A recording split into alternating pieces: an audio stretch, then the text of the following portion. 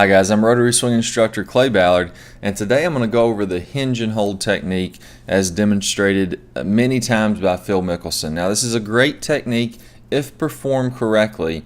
The one thing that I see people have a lot of difficulty with is that the name hinge and hold isn't exactly what's happening. So people have a different idea in their head of what's actually happening, and I have a lot of students that come in that kind of struggle with this technique because they come down into the ball too steep. So we're going to go over today a few keys on the hinge and hold if you want to use this technique, ways you're going to need to do this correctly.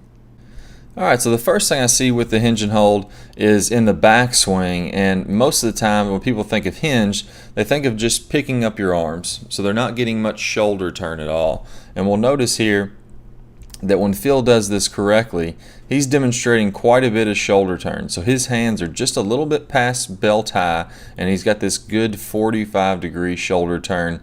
And you'll notice that he hasn't got a ton of bending in his back arm. His left arm, your right arm for you right-handers. So that's the first key. If we just pick up our hands and arms and we don't get any shoulder rotation, now this club is going to be coming up very, very steep, and it's going to be chopping down on the ball. So as he's demonstrating here, we want to make sure that we get a nice full shoulder turn and make sure that we don't, just pick this club up with our hands and arms. So that's the first key to success with the hinge and hold technique that he doesn't necessarily go over in his videos.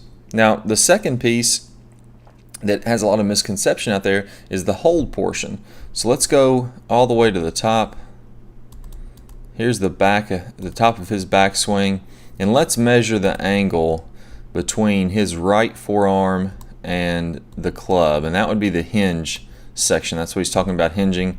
You can call it a lot of different things in golf. You can call it lag if you're talking about the downswing. You can call it wrist cock, wrist hinge. A lot of different names for this that people will use, but there's the angle for it. 77 degrees is what we're going to go with. That's how much he's hinged his wrist in the backswing to fully load this club. Now as he comes down into the downswing, most people are thinking of, okay, I'm just going to hold this angle the whole way through. That's what it sounds like, and that's kind of what he's saying in the video, but that's not really what's happening. So you can see from face on here, as he's coming through, let me mark that hand again. So I'm going to mark that right forearm, and we're going to measure this again, the angle between his right forearm and the club.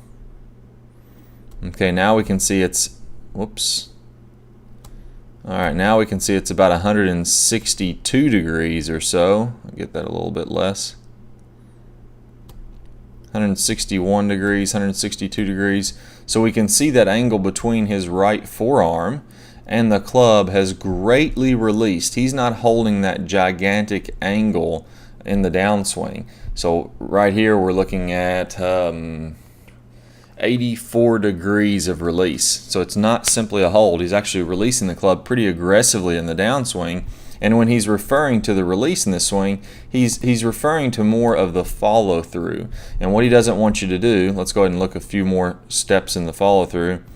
Notice as he's releasing this club, look at the left wrist and the left arm and the club. They're all one straight line. So he's meaning that you're not flipping this club. We don't ever want this club to flip past our hands and to kind of cast that club like you see a lot of golfers do that struggle with their chipping or struggle with their full swing. So the hinge and hold, the hold is more in the release is what he's talking about here, and not in the downswing. You got to let that club release in the downswing, because if you simply hold that angle, you're going to be chopping down into this ball very, very aggressively, and it's going to be tough to get a good, clean, crisp contact. So we can see here he's not taking a big divot at all. He's really just coming back and through on a fairly shallow angle of attack. So if you're just looking at the club coming through the ground, he roughs up the turf there a little bit, but there's no divot taken. That's a great way to hit a pitch shot. The hinge and hold technique, whether he's calling it a chip or a pitch, it is a pitch because he's using the bounce of the club. But those are a couple of the keys that I really see to getting great technique. Now, the last thing I want to talk about is chipping. So as I mentioned, this is a pitching technique, and what I mean by pitching is that you're using the bounce of the club to glide through the grass, and you're not coming down and through getting a lot of forward shaft lean on there. And in general, this is a great way, pitching is a great way to generate some spin on the ball and to really get that ball to check up. Now, this is a more high risk, higher difficulty shot than chipping. Anytime you have green to work with, you always want to chip. So if you're joining us on YouTube, what I want you to do is go ahead and click this link in the bottom right hand side of your screen, and that's going to take you to a video that you can watch absolutely for free that's going to show you the proper chipping technique. And this is really going to save you some strokes. Whenever you can chip, you're going to want to do this. This is the easiest technique. It's not as fancy. You're not going to get that great spin on there, and it's not going to look as cool.